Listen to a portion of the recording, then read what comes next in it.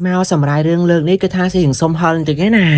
ថ្ងៃនេះគឺមានរឿងកូរ៉េមួយចង់មកសម្រាប់ចែកជូនប្រិយមិត្តប៉ុន្តែអ្វីដែលសំខាន់នោះគឺថាសម្រាប់បង fan ណាដែលមានអាយុក្រោម18ឆ្នាំសូមកុំមើលវីដេអូមួយនេះអីទុកឲ្យគេអ្នកចាស់អ្នកមើលទៅបានឯណោះរឿងមួយនេះបែបរោរាយខ្លាំងងងឹត gangster ក្រុមអកុតកម្មអីចឹងហ៎ផ្ដើមសាច់រឿងរបស់យើងក៏បានចាប់ផ្ដើមនៅតួឆៃរបស់យើងនេះដែលមានឈ្មោះថាមូនឈិនគុនដោយគេនឹងកំពុងតែអង្គុយផឹកស្រានៅបានមកកន្លែងអំឡុងពេលតែកំពុងតែអង្គុយផឹកសុកហ្នឹងក៏មាននរណាម្នាក់បានខំមករកគេ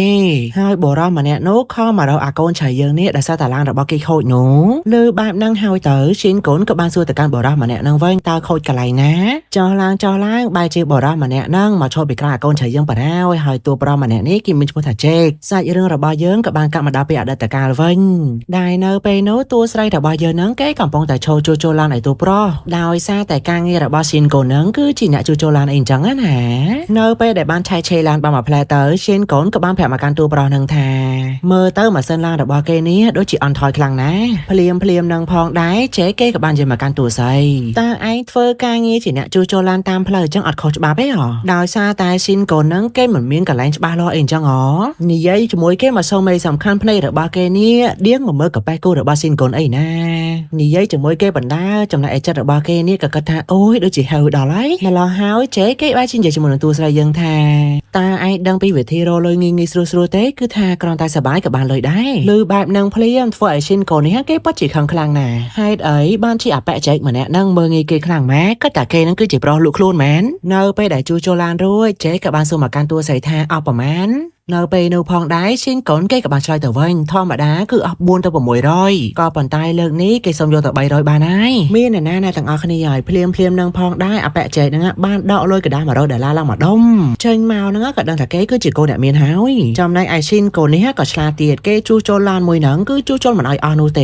លក្ខណៈថាមិនយូរមិនឆាប់ទេឡានហ្នឹងវានឹងចាប់ដើមខូចទៀតហើយម្ល៉េះហើយទៅតម្រូវឲ្យចែកនេះគេត្រូវមករកឈិនកូនម្ដងទៀតចុះឡើងបែរជាទូស្រីរបស់យើងនេះក៏ឆក់ទូរស័ព្ទរបស់តួប្រុសចេញហើយក៏ទៅសេលេខទូរស័ព្ទរបស់គេចូលទៅក្នុងទូរស័ព្ទហ្នឹងទៅទៅសេលេខទូរស័ព្ទចូលទូរស័ព្ទគេមកសុំទេក៏បែរជានិយាយថាបើសិនជាលើកក្រោយឡានរបស់លោកខូចកុំភ្លេចខលមករកខ្ញុំណាអូហូយលក្ខណៈថាចេញមកគឺដាក់អន្ទាក់តួប្រុសហ្មងណាម្ល៉េះហើយមិនយូរមិនឆាប់នៅពេលនោះជេក៏បានមករកឈិនកូនមែនមករកគេបែបហ្នឹងទៅឈិនកូនក៏ឆ្ងល់ថាហេតុអីបានជាចេញមករកគេអញ្ចឹងទាំងដែលឡានរបស់គេនេះអត់ខូចផងម្ល៉េះហើយដែលមិនអង្គពេលយូរតួប្រុសនៅពេលនោះក៏បានសួរមកកាន់តួស្រីឡើងត្រង់តើឯងចង់ដេកជាមួយនឹងយើងអត់ឈិនកូនក៏បានឆ្លើយថាបើសិនជាលោកចង់បានបែបហ្នឹងខ្ញុំនឹងយកព្រមទៅចោះសាច់រឿងរបស់យើងនៅពេលនេះក៏បានកាត់មកដល់ពេលដែលពួកគេទាំងពីរនាក់កំពុងតែពេញឡានតែម្ដងសាច់រឿងកន្លែងនេះមានសម្បត្តិបានខ្លះណាដែលសារតែបើសិនជាសម្រាប់ឲ្យ YouTube ឃើញច្បាស់ដឹងតែ YouTube ប្លុកហើយប៉ុន្តែបើសិនជាបង fan ណាចង់មើលសាច់រឿងពេញអាចចូលធ្វើជាសមាជិក Telegram Premium របស់មីបានណានៅភ្លាមនោះផងដែរឈិនកូនគេក៏បានយកបបោមករបស់គេហ្នឹងទៅថាផៃនឹងនៅតួប្រុសលិតបដាលក៏និយាយបដាលថាលោកនិយាយត្រូវណាស់ពេលខ្លះបើសិនជាយើងចង់សប្បាយមានអីមិនល្អភ្លាមនោះផងដែរតួស្រីរបស់យើងក៏បានឃើញកាភ្លើងមួយដើមនៅក្នុងឡានហ្នឹងមិនត្រឹមតែប៉ុណ្្នឹងទេឡានមួយហ្នឹងមិនមែនជាឡានដែលគេធ្លាប់ជួសជុលនោះទេនៅពេលដែលឃើញឈិនកូននេះគេចាប់ដើមមានអាកប្បកិរិយាបែបហ្នឹងតួប្រុសនៅពេលនោះក៏បានប្រាប់មកកាន់តួស្រីថា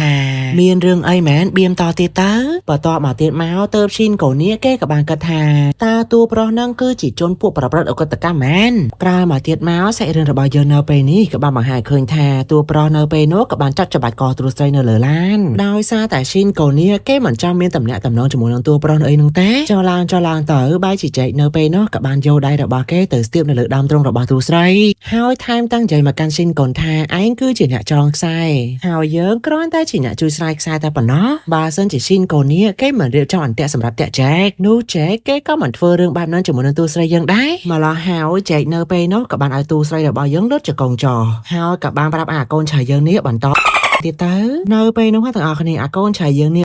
របស់តួប្រុសហ្នឹងទាំងបង្ខំតែម្ដងដល់តែពេលដល់ចំណុចកំពូលក៏សឹកទឹកចេញពេញមុខនឹងឯងប្រឡាក់ពេញមកគេហើយចែកហ្នឹងក៏ថែមទាំងតែសារតួស្រីទៀតថាតួស្រីហ្នឹងពិតជាបកាយខ្លាំងណាស់ហើយក៏អរគុណដែរដែលធ្វើឲ្យគេស្រួលហើយនេះគឺជាតិចនៃសម្រាប់ការតាក់ប្រុសអ្នកមានរបស់ឈិនកូនមែនទេតួស្រីគេក៏បានឆ្លើយមកវិញគេមិនចេះតែធ្វើរឿងហ្នឹងជាមួយនឹងមនុស្សគ្រប់គ្នាឡើយគេក៏ថែមទាំងនិយាយថាពួកគេទាំងពីរអ្នកហ្នឹងសងគ្នារួចរាល់អស់ហើយលក្ខណៈថាចែកគេក៏បានឲ្យលុយមកកាន់តួស្រីហើយតួស្រីគេក៏បានផ្ដល់សេវាកម្មទៅកាន់តួប្រុសវិញអញ្ចឹងណាម្ល៉េះហើយទើបឈិនកូនហ្នឹងមិនចង់ជួបតួប្រុសទៀតនោះទេប៉ុន្តែមកនឹងបើកឡានចេញទៅវិញហ្នឹងក៏បានជា ជាតួប្រកេនិយាយថាជួបគ្នានៅពេលក្រោយសាច់រឿងរបស់យើងនៅពេលនេះក៏បានកម្មដល់ពេលដែលឈិនកូនគេបានខលទៅរកនរណាម្នាក់ដែលម្នាក់ហ្នឹងមានឈ្មោះថាហូសុងក៏ព្រោះតែគេហ្នឹងចង់ដឹងព័ត៌មានពាក់ព័ន្ធជាមួយនឹងចែកភ្លាមនោះផងដែរក៏មានលេខទូរស័ព្ទមកពីណាម្ដងទេបានខលមករកទូស្រីរបស់យើងគ្រាន់តែលើកភ្លាមចែកក៏បាននិយាយថាឯងនៅណាមករកយើងបន្តិចមកយើងមិនមានពេលច្រើននោះទេអាយ៉ាតែនេះគេរកធ្វើអីហ្នឹងចោះឡើងពួកគេទាំងពីរនាក់ក៏មកជួបគ្នានៅក្នុងឃ្លាំងមួយកន្លែងតាមពិតទៅពួកគេទាំងពីរនាក់បានមកជួបជាមួយនឹងឈ្មួញម្នាក់អីអញ្ចឹងណាឈ្មួញម្នាក់នោះក៏បានសួរមកកាន់តួប្រុសយើងថាតើចែកនេះបានយកត្បូងមកឬក៏អត់មកឡោះហើយទៅចែកក៏បានប្រាប់ទៅថាត្បូងទាំងអស់ហ្នឹងក៏វានៅក្រៅគូឡានដល់តែពេលតែបែបហ្នឹងទៅធ្វើឲ្យស៊ីនកូននេះឲ្យគេយល់តាមពិតទៅចែកគេបានយកស៊ីនកូនមកដោយសារចង់ឲ្យគេគិតថាតួស្រីរបស់យើងនេះគឺជាអ្នកដឹកជញ្ជូនត្បូងអីអញ្ចឹងណាក្រោយពីដកដូរតំណែងទាំងអស់ហ្នឹងរួចពួកគេទាំងពីរនាក់ក៏បានបើកឡានត្រឡប់មកវិញទៅលុះមកដល់ពេលក្នុងឡានតួប្រុសគេក៏បាននិយាយមកកាន់តួស្រីថាអ្នកខ្លះឲ្យតែឃើញកំភ្លើងគឺគេរញីរញ័រសុកចិត្តលុតជង្គង់សុំវល់គេដើម្បីគេផ្ដល់ជីវិតឲ្យខអីតែឯងម្នាក់ហ្នឹងសាច់រឿងរបស់យើងនៅពេលនេះក៏បានកប់មកដល់ពេលអំបញ្ញវិញបន្តិចដោយសារតែមានបុគ្គលិកម្នាក់ហ្នឹងមកតែសារតួស្រីរបស់យើងព្រោះដោយសារតែចែកនេះមិនចេះយកអ្នកណាម្នាក់ផ្ដេសផ្ដាស់ទេមកធ្វើជាអ្នកដឹកជញ្ជូនរបស់គេនោះមកឡោះហើយបើសិនជាឈិនកូននេះមានសមត្ថភាពមកធ្វើជាអ្នកដឹកជញ្ជូនរបស់ចែកបានន័យថាចែកហ្នឹងគេស៊ីស៊ីនកូននឹងអស់សាច់អស់នំហើយឬបែបហ្នឹងហើយឈិនកូនគេក៏បាននិយាយមកកាន់បុគ្គលិកម្នាក់ហ្នឹងវិញក៏ទៅពួកយ៉ាងជឿទុកចិត្តគ្នាដោយសារតែ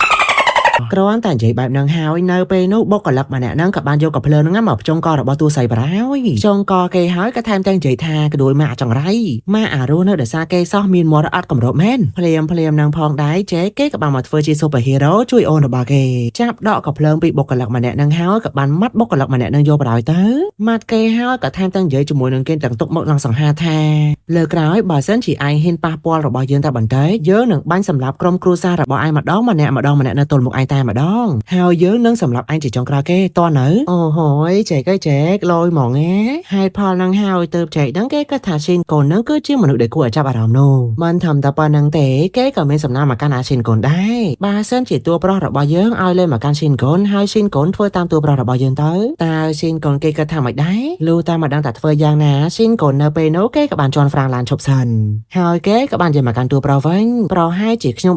ធ្វើឲ្យលោកស្រួលពេកហើយតើលោកចង់ជាមួយនឹងខ្ញុំមែនទេចោះឡើងនៅពេលហ្នឹងចែកក៏បានចាប់តួស្រីយកបារហើយចាប់គេហើយគេក៏បានប្រើប្រាស់ចុងអណ្ដាតរបស់គេនេះទៅលើកករបស់ឈិនកុនភ្លាមនឹងផងដែរឈិនកុនគេក៏បានសួរមកកាន់ចែកថាតើលោកស្រឡាញ់ខ្ញុំមែនទេព្រោះដោយសារតែឈិនកុននេះពីមុនធ្លាប់ប្រាប់ចែកហើយថាកុំឲ្យមកញ៉ៃជាមួយនឹងជីវិតគេទៀតប៉ុន្តែបើសិនជាចែកនេះនៅតែបន្តមករកគេអញ្ចឹងឲ្យតួស្រីរបស់យើងនេះគេទប់ចិត្តឲ្យមិនកើតមកឡោះហើយទៅចែកនេះគេបាក់ដៃឲ្យអូនរបស់គេបារហើយគេថាបើសិនជាអូនគិតថាអីត្រូវអូនធ្វើដឹងទៅចាំយូរអីទៀតនៅពេលនោះពួកគេទាំងពីរអ្នកហ្នឹងក៏បានចាប់គ្នាថើបយកបារហើយនៅក្នុងអំឡុងពេលហ្នឹងផងដែរចែកនេះក៏បានប្រើដៃរបស់គេហ្នឹងទៅស្ទាបបង្អែតទៅលើរបស់ឈិនកុនស្ទាបបាដាហ្នឹងក៏សួរថាតើអូនចូលចិត្តខ្លាំងអត់ដៃរបស់តួប្រុសនេះ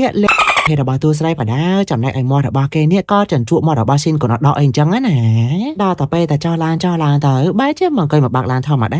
ាចែកឃើញបែបហ្នឹងហើយគេនឹងអស់សំណើខ្លាំងណាស់ហើយអាគេកំពុងតែហាយផងនេះសាច់រឿងរបស់យើងនេះក៏បានកាត់មកដល់ពេលដែលថ្ងៃថ្មីនៅពេលដែលឈិនកូននេះក៏កំពុងតែជួលចូលឡានឲ្យភ្ញៀវថ្មីម្នាក់ភ្លាមនោះផងដែរក៏មានបរិសម្នាក់ពាក់មួកឲ្យថែមទាំងពួកមកឡងសមមកសួរកូនឆៃយើងថាតើឯងហ្នឹងឯងដែលមានឈ្មោះថាមុនឈិនកូនចោះឡានទៅបែរជាពួកគេទាំងពីរនាក់មកជួបជាមួយនឹងបរិសម្នាក់ទៀតដែលបរិសម្នាក់ហ្នឹងមានឈ្មោះថាលៀមហើយគេហ្នឹងគឺជាម៉ាណេច័រគ្រប់គ្រងការ៉ាជួលចូលឡានមួយដែរអញ្ចឹងណាដោយសារតែគេឃើញថាអាឈិនកូននេះគឺគេមានសមត្ថភាពនៅក្នុងការជួលចូលឡានមកឡាហើយទៅគេហៅតួប្រុសយើងហ្នឹងមកធ្វើការជាមួយនោះភ្លាមនោះផងដែរក៏មានបុគ្គលិកម្នាក់គេបានលន់មាត់ថាបុគ្គលិកថ្មីម្នាក់ហ្នឹងមិនដែលចេះគេបាននិយាយនោះហើយអាប៉ែកខ្ជូតម្នាក់ហ្នឹងគេមានឈ្មោះថាអូរ៉ានសាច់រឿងរបស់យើងនៅពេលនេះក៏បានកម្មមកដល់ពេលដែលឈិនកូនជាមួយនឹងបុគ្គលិកថ្មីរបស់គេហ្នឹងមកផឹកស្រាជជែកគ្នានៅក្នុងបារមួយកន្លែងដោយសារតែពួកគេទាំងអស់គ្នាហ្នឹងក៏ភ្ញាក់ផ្អើលដែរហេតុអីបានជាអាប៉ែកចែកហ្នឹងសុកចង់មកឲ្យឈិនកូនហ្នឹងធ្វើការនៅក្នុងការ៉ាឡានហ្នឹងអញ្ចឹងភ្លាមនឹងផងដែរឈិនកូនក៏បានសួរទៅកាន់ពួកគេវិញទៅថាតើពួកគេហ្នឹងស្និទ្ធជាមួយនឹងអាប៉ែកចែកហ្នឹងអត់ពួកគេថាធម្មតាប៉ុន្តែអាប៉ែកចែកហ្នឹងចាយលុយច្រើនសម្បើមដល់ទៅពេលផឹកចុះផឹកឡើងទៅក៏ស្វឹងតាមម្នាក់ឯងភ្លាមនោះផងដែរឈិនកូនគេក៏បានសម័យថាចែកហ្នឹងមកអង្គុយផឹកនៅមុខគេតែម្ដងមានអីណាទាំងអស់គ្នាហើយមិនការសម័យណាគឺជាការប៉ុណ្ណឹងឯងចុះឡើងបាជា100រៀលនៅក្រៅបារតាពីរនាក់ឯនេះវិញណាម្ល៉េះហើយដល់មិនបងអង្គពេលយូរចែកនៅពេលនោះក៏បានដក របស់អាកូនឆៃយើងចឹងអូហើយមើលแล้วតែសៃហ្មងណាមិនធម្មតាប៉ុណ្ណឹងទេចែកនៅពេលនោះក៏បានញ៉ាំបងអូនរបស់គេថាអូនមើលទៅដូចជាស្រវឹងហើយឬមួយក៏អូនផឹកឆាប់ស្រវឹងអញ្ចឹងម្ល៉េះហើយដែលមិនបងអង្គពេលយូរចែកនៅពេលនោះក៏បានរបស់អាកូនឆៃយើងយកបារហើយស៊ីនកូនបានចឹងហើយមានអីស្រួលដែរតាចកេះរបស់គេនេះចេះតែកលេចកលាច់មើលទៅរៀងអែមដែរអញ្ចឹងណាសាច់រឿងរបស់យើងនៅពេលនេះក៏បានក៏មកដល់ពេលដែលនៅក្នុងបារបន្តិចដែលតួប្រុសនៅពេលនោះគេក៏បាននិយាយចំជាមួយនឹងស៊ីនកុនថាពួកគេទាំងពីរនាក់ហ្នឹងមិនអាចកើតជាដៃគូជាមួយនឹងគ្នាបានឡើយក៏ប៉ុន្តែបើសិនជាស៊ីនកុននេះចង់ខ្លាចជាដៃគូនឹងតួប្រុសរបស់យើងអូខេបានណាកាន់មកដល់ពេលបច្ចុប្បន្នវិញក៏បែបហ្នឹងហើយអញ្ចឹងតើស៊ីនកុននេះក៏មិនដឹងថាធ្វើយ៉ាងណាដែរមានតែដើរតាមយថាកម្មនឹងឯងក្រោយមកទៀតមកសេរីរបស់យើងនៅពេលនេះក៏បានមកហៅឃើញថាអាប៉ិម្នាក់ដែលត្រូវបានទូប្រុសយើងវាយនៅការ៉ាស់ឡានហ្នឹងបានមករកចែកហ្នឹងដល់បាតែម្ដងដោយសារតែគេចង់មកសងសឹកទូប្រុសយើងអីអញ្ចឹងណាដល់តែពេលរកចោះរឡើងក៏សត្វតែឃើញមនុស្សប្រុសពីរនាក់ហ្នឹងគេកំពុងតែផ្ដោតសេចក្តីសុខឲ្យគ្នាទៅវិញទៅមកមានបានតែដឹងថាបរិសម្នាក់ហ្នឹងគឺជាចេកឯណាប៉ុន្តែអាប៉ិម្នាក់ហ្នឹងគេក៏ស្គាល់មុខស៊ីនកូនដែរថែមទាំងនិយាយផ្ដោះផ្ដងឲ្យកូនស្រីយើងថាម៉េចគេទាត់ចោលទេបានជាមករកសម្រាប់នៅលើផ្លូវអញ្ចឹងនៅភ្លាមនឹងផងដែរចែកនេះគេក៏បានងាកមកខាងក្រោយគ្រាន់តែឃើញមុខរបស់ចែកភ្លាមអាប៉ែម្នាក់ហ្នឹងបានរត់ផាកញ្ញាបាត់ហើយខ្លាំងតែមកគេមែនណាដល់ពេលមកជួបគេផ្ទាល់អញ្ចឹងរត់បាត់ភ្លាមនឹងផងដែរទូប្រុសរបស់យើងក៏បាននិយាយមកកាន់អូនគេថាបើសិនជាលើក្រោយមានរឿងអីកើតឡើងទៅកាន់អូនប្រើបងមកណាតែបងដូចជាមានអារម្មណ៍ថាខោរបស់អូនដូចជាទៅដល់ហើយនេះអញ្ចឹងហើយនៅនិយាយអីច្រើនទៀតទូប្រុសរបស់យើងក៏ចាប់ខោអាឈិនកូនស្រាតយកបរោយទៅក្រោយមកទៀតមកពួកគេទាំងពីរនាក់ក៏ចាប់ដើមអាដៃណែលីលៀងកលឡើងភ្នំនៅកន្លែងងឹតអីអញ្ចឹងណាភ្លាមនឹងផងដែរអាប៉ែទូប្រុសរបស់យើងនេះគេក៏បានបង្វាយអូនរបស់គេហ្នឹងមកខាងក្រោយម្ដងឆុងមីឆាបាយបដាដៃរបស់គេមកជាហៀងនេះក៏បានលេងទៅលើចុងដៃរបស់ឈិនកូនដើម្បីបង្កើតអារម្មណ៍ស្លាប់ស្រាអាឈិនកូននេះគេរត់ទៅហើយឆាបាយជាមួយនឹងគេបដាលទ្ធជារបស់គេបដាថែមទាំងនិយាយថាលើក្រៅពួកយើងទាំងពីរនាក់នឹងតែធ្វើវានៅលើក្រែស្អាតមិនអញ្ចឹងណោះនៅពេលនោះពួកគេទាំងពីរនាក់ហ្នឹងឡើងធ្ងោខ្លាំងមែនតែនសំខាន់នោះគឺថាឡើងហត់ហ្មងណាមកដល់ថ្ងៃបន្តនៅពេលដែលបុគ្គលិកទាំងអស់គ្នាក៏មកតែជួសជុលឡានអូរ៉ែនក៏បានសួរមកកាន់អាឈិនកូនយើងថាតើថ្ងៃដែលពួកគេផឹកនៅក្នុងបារហ្នឹងតើឈិនកូនហ្នឹងគេមានចាំអីអត់ដោយសារតែសុកហ្នឹងចេះគេក៏បានដើរចូលមកហើយក៏ដេញបុគ្គលិកទាំងអស់ហ្នឹងចេញទៅក្រៅបាត់អស់ទៅប៉ុន្តែមិនធ្វើទេដោយសារតែនៅពេលហ្នឹងតួប្រុសរបស់យើងគឺជាអ្នកភេនោះម្ល៉េះហើយនៅចាំយូរអីទៀតបានគេភេអញ្ចឹងហើយក៏នាំគ្នារត់ចេញទៅបាត់អស់មិនអញ្ចឹងហីភ្លាមនឹងផងដែរតួប្រុសរបស់យើងក៏បានដើរចូលមកក្នុងការ៉ាស់ឡានហ្នឹងថែមទាំងទិញនំដូណាត់ជាច្រើនហ្នឹងមកផ្ញើឲ្យកូនឆៃយើងទៀតនៅពេលដែលបុគ្គលិកទាំងអស់គ្នាកំពុងតែរីករាយជាមួយនឹងនំដូណាត់ហ្នឹងចេកក៏បានដើរមកនិយាយជាមួយនឹងអូនរបស់គេថាបងចង់មកមើលថាជាងរបស់បងនេះគេយ៉ាងណាយ៉ាងណីហើយឬបែបហ្នឹងហើយទៅស៊ីនកូនគេក៏បានសួរទៅវិញមករកតែប៉ុណ្្នឹងឯងដល់តែពេលតែបែបហ្នឹងចេកគេក៏បានសួរបកទៅកាន់អូនរបស់គេវិញយ៉ាងម៉េចអូនក៏ចង់បានអីផ្សេងក្រោយមកទៀតមកសេរីរបស់យើងក៏បានមកហៅឃើញថាមានភ្ញៀវ VIP ម្នាក់បានយកឡានរបស់គេហ្នឹងមកជួសជុលនៅក្នុងការ៉ាឡានមួយហ្នឹងភ្ញៀវ VIP មួយហ្នឹងគឺជាអ្នកមានខ្លាំងណាស់គេមានអូតែរហូតដល់20កាស៊ីណូឡើងច្រើនកន្លែងថែមទៀតផងក៏ប៉ុន្តែនិយាយអួតសោកហ្នឹងគេស្រាប់តែឃើញមុខរបស់ស៊ីនកូននេះហើយក៏ចាប់អារម្មណ៍មកលើអាកូនឆៃរបស់យើងបារហើយចោលឡើងបែរជាតួប្រុសជាមួយនឹងអូនរបស់គេហ្នឹងមកនិយាយជាមួយនឹងគ្នានៅក្បែរឡានរបស់គេម្ដងហើយស៊ីនកូនក៏បានប្រាប់រឿងមួយចំនួនមកកាន់បងរបស់គេព្រោះដោយសារតែថ្ងៃហ្នឹងមានភ្ញៀវមួយចំនួនចង់ឲ្យការ៉ាស់ឡានរបស់ស៊ីនកូនហ្នឹងជួសជុលឡានរបស់គេដោយលក្ខណៈថាធ្វើកន្លែងសម្រាប់លាក់គ្រឿងញៀនអីអញ្ចឹងណា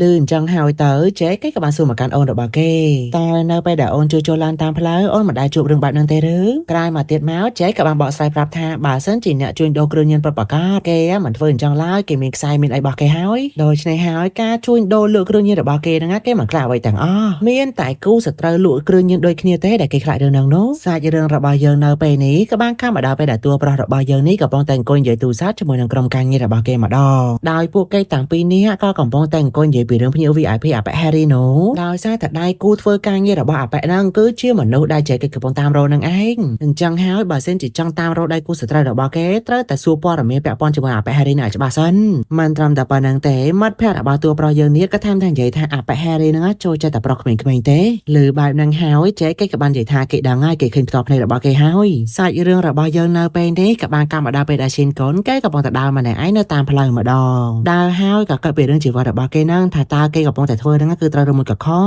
ប៉ុន្តែយ៉ាងណាក៏ដោយជីវភាពរបស់គេឥឡូវហ្នឹងក៏គ្រាន់បើជាងការគេជួយចូលឡើងតាមចាំផ្លូវលើកមុនដែរហើយអ្វីដែលគេឆ្ងល់បំផុតនោះគឺតើចេកហ្នឹងចង់បានអ្វីពីគេអត់ប្រកាសដើរចូលឡើងក៏មកជួបជាមួយនឹងអាប៉ែនៅក្នុងឃ្លាំងថ្ងៃមុនដើរមកជួបភ្លាមអាប៉ែម្នាក់ហ្នឹងក៏បានប្រាប់មកកាន់ឈិនកូនថាអាចែកម្នាក់ហ្នឹងវាបានសម្លាប់តកែរបស់យើងថែមទាំងធ្វើជារឿងគ្រប់យ៉ាងហ្នឹងគឺជារឿងឧបទ្ទវហេតុថែមទៀតលក្ខណៈថាចេះគេបានយកលុយទៅបាំងមុខច្បាប់អីចឹងណាដល់តែពេលមិនដឹងថាចេះកំហឹងដាក់ពីណាពួកគេទាំងអស់គ្នាហ្នឹងក៏បានមកវាយអាកូនចៅយើងយកដែលធ្វើឲ្យឈិនកូននេះនៅពេលនោះគេក៏បានស្លាប់ឡើងភ្លាមសាច់រឿងរបស់យើងនៅពេលនេះក៏បានកាប់មកដល់ពេលដែលពួកអក្រិតជនហ្នឹងបានចេះទឹកមកកថនមកកាន់អាកូនចៅយើងដើម្បីឲ្យឈិនកូននេះគេភ្ញាក់ឡើងវិញហើយពួកទាំងអស់ហ្នឹងវានឹងកម្រងប្រើប្រាស់ឈិនកូននេះដើម្បីបង្វែររឿងក្តីរឿងលក់ថ្នាំញៀនរបស់ពួកវាអីចឹងណា